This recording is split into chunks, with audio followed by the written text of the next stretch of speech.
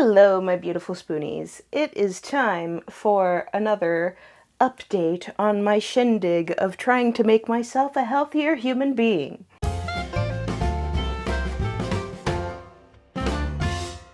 So, here we are.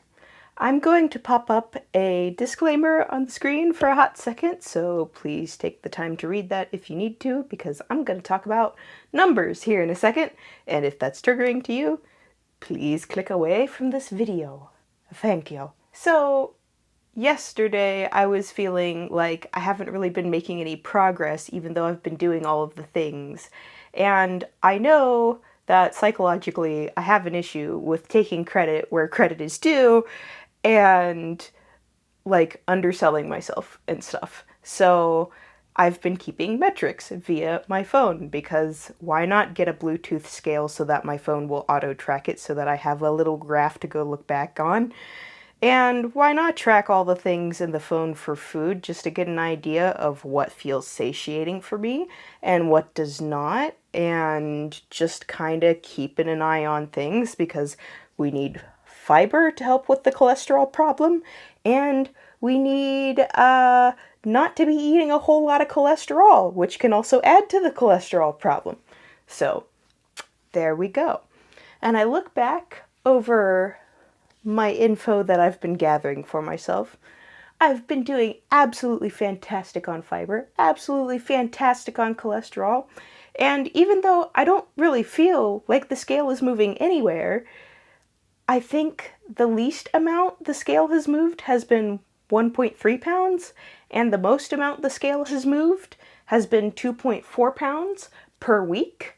Because you don't look at these things on a day-by-day basis, you look at it on a week-by-week basis because depending on your hormones, your salt intake, how much water your body just decides to hold on to, etc., your weight will greatly change from day to day, and we don't let that get us down. We look at it at a more zoomed-out approach so that we get a better idea of what's probably going on. And doing great. I don't feel like I'm doing great, but I am. And I was talking to my therapist this morning, and she's like, let's just take a hot second and like really celebrate that because you got problematic blood work back from the doctor and you said, nah, I'm gonna change that. I'm gonna take active control of that. And you've been doing a really good job. And I'm like, yeah, I guess. And she's like, no, really, yes. And I'm like, okay. So, ta-da! I'm still very awkward at this. So, yeah, that's been nice.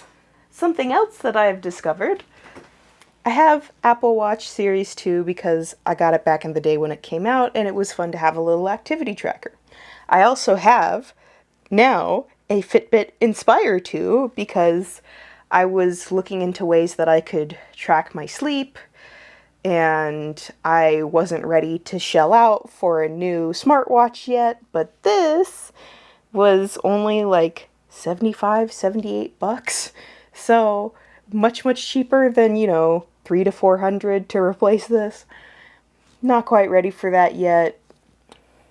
But the Fitbit typically has a pretty good sleep tracker, and it'll track heart rate variability, breaths per minute while sleeping, and something else that I can't remember right now.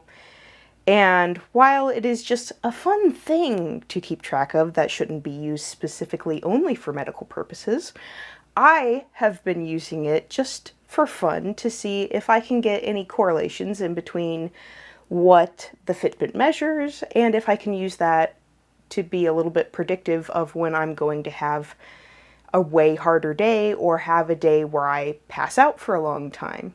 Also, it's nice to be able to track when I pass out, which as long as you're asleep for is it 60 or 90 minutes it picks up on it? I want to say it's about an hour-ish. And if I wake up from it right away, I can go into my phone and say, hey, I slept from here to about here, I think.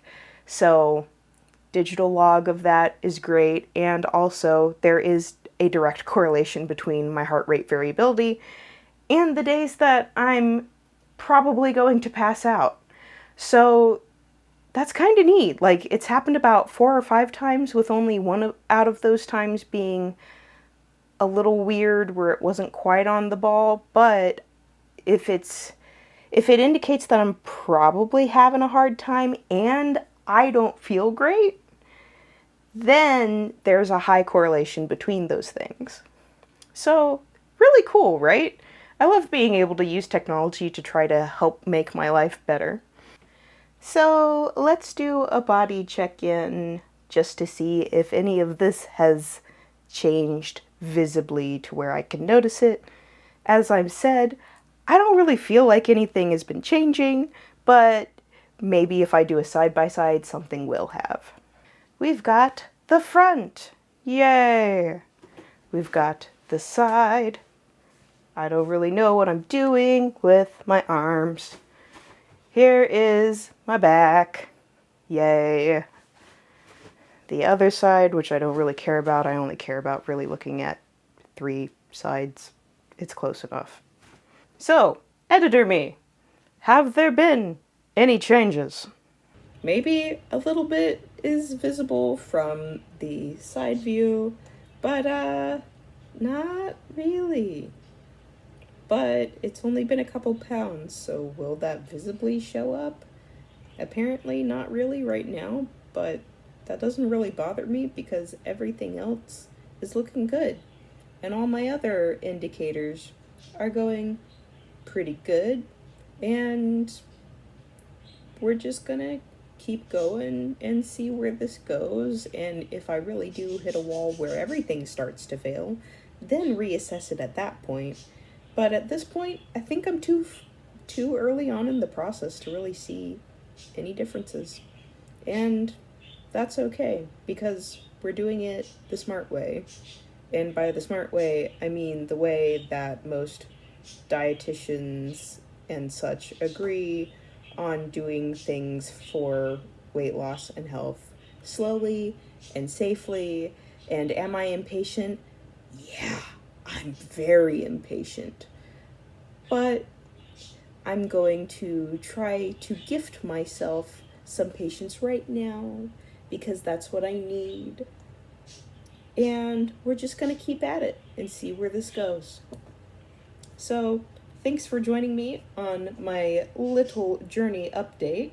And if there's anything you'd like to see or know about, let me know in the comments below. And if you made it to this point, leave me a purple heart emoji or just the word heart. And I guess I'll see you in the next video. Bye!